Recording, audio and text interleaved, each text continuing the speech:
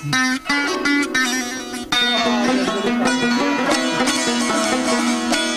کې موږ تاسو سره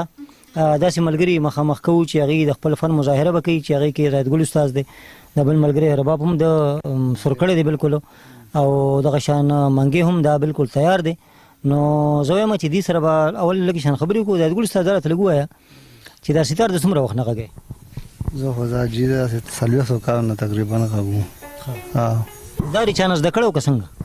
بس بلا استادان مې دي ګڼ بزرګان ته وراتللو او چې چا بس وغږول ما به هغه شانې بیا غږوم ته صرف غږول کوې که جوړول هم کوې جوړول هم کوم غږول هم کوم سکه درې ښه لکه سیتارونه خپله جوړی او جي نو د څومره وخت نه جوړول کوې ته بس داسې 35 سال نه 40 سال نه دغه کار هم کوم جوړول کوې ډېره ښه خبره ده دا بل ملګري موږ سره تاسو لږ خپله پېژنګلو کوې السلام علیکم اول نه خو ستاسو ټول ټیم ډېره زیاته مننه چې تاسو مونږ له قیمتي وخت راکړو او زمونږ روجره مو چې کوم دی نو منظور کړه ستاسو نوم څه دی عزیر علي عزیر علي دا راته ووایه چې رباب غږی ته که نه دا چې ته زده کړی وه او که نه څنګه او جی نو بس دا خو د شوق خبره ده نو تقریبا 4-5 کالو شي چې لکه به خپل ټک پک اوس راځي نه خو بس هغه ځان خو مشغول کړی دلته رټ کې نو رباب خو یې زده کول ډېر ګران وي که نه نو چا نه یې ستاسې زده کړه کړې ده او جی بالکل دا استادان چې کوم دی نو ګڼ دي تقریبا خو یو فضلدیان استاد دی یو حضرت علي استاد دی او بس دې نه بس ټک پک یادو نو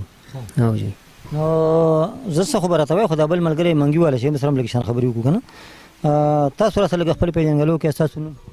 زموږ نوم جي پاید لمانو او جی او د کوم ځای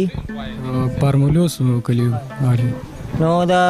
منګي څومره وخت نه ته تقریبا غږی یاره جي د دې خو کم از کم یو 2-3 کاله وشو شوق مې ډېر زیات او بس لګیا وو ځان لپاره د اواز مظاهره ورسره هم کوې که نه صرف منګي نه جي نه اواز خو نه کوو ورسره ډېره زیاته مننه قدرمنو اوس به راشو دې طرف ته چې دوی به موږ ته نو رایتګل سره به ستارو غږي دا ملګری به رباب غږي اواز به پکې څوک کوي څه به وایي راته پکې څوک داسې نو مخکې به د رما په خیال اورېدونکو او کتونکو مخکې به د دې نه یوه نغمه ورو مزېداره شان او بیا به د هغې نه پس باقاعده سندره او ټپې دا به ترې خامخا ورو جي